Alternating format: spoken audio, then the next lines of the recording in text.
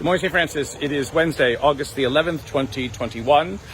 It is Wednesday of the 19th week in Ordinary Time, but more importantly, it is the feast of St. Clare of Assisi, Santa Chiara, a solemnity for the Poor Clares, the second order of the friars of the Franciscan movement, but for other Franciscans, it ranks as a feast. And so for us here at St. Francis, for the men's communities, and for the secular Franciscans, it ranks as a feast. But we are celebrating today the welcoming back of the teachers, getting preparations for the opening of school in 1 week. The Franciscan school will open in 1 week on August the 18th. Coming to you from the little courtyard that is by the preschool over here. And on the other side is Founders Hall, our first church over here. Beautiful sun rays. We don't have a statue of St. Clare.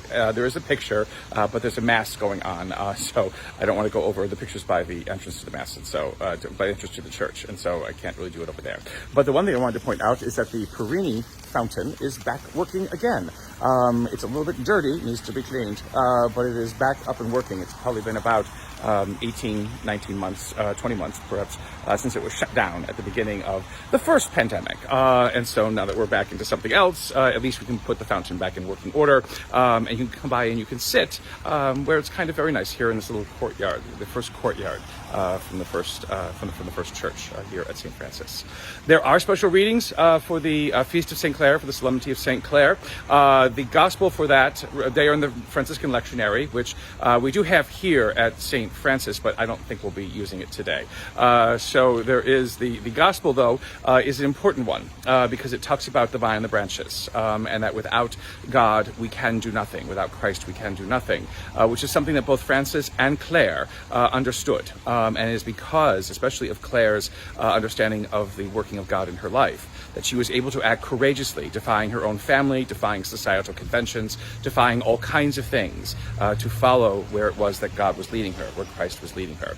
This is why Clare is always held up as one of the wisdom figures, the first of the wisdom figures within the Franciscan movement. And the great image of her that is in the Basilica of St. Clare in Assisi is of her holding a staff of wisdom, a staff of knowledge, not a potted lily, as most medieval female saints are pictured as, because they are pictured to be demure and quiet, and delicate like a lily. Clare was none of those things. The Franciscan movement has continued to profit because of her courageous wisdom in following God's will and following God's way.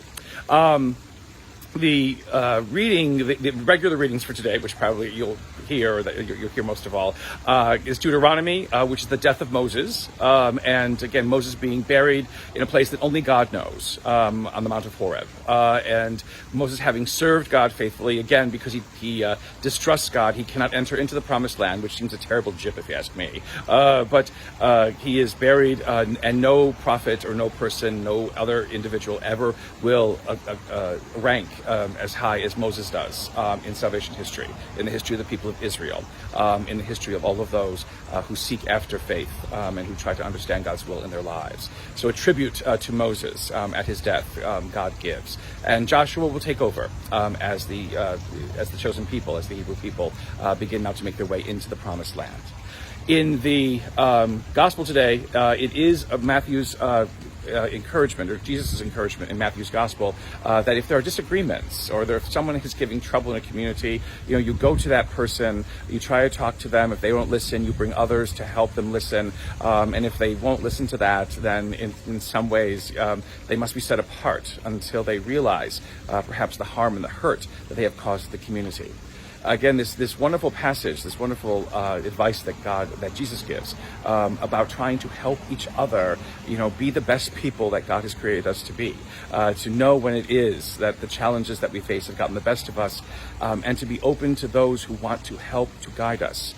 It is not judgment. It is not punishment. It is not disowning. It is not shunning. It is not banning. It is not doing any of those kinds of things. Jesus asks us to talk out our issues with each other, to be able to help each other to overcome what divides and separates us, or what troubles us, or what stops us from moving forward in life. that is all around us. It is not just one group telling another group all the time, or another group being set up to tell others, you belong, you don't belong, you're bad, you must be punished, etc., etc.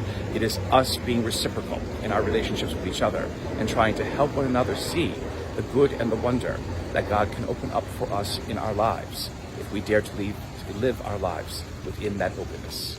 And may the Lord continue to give you his peace.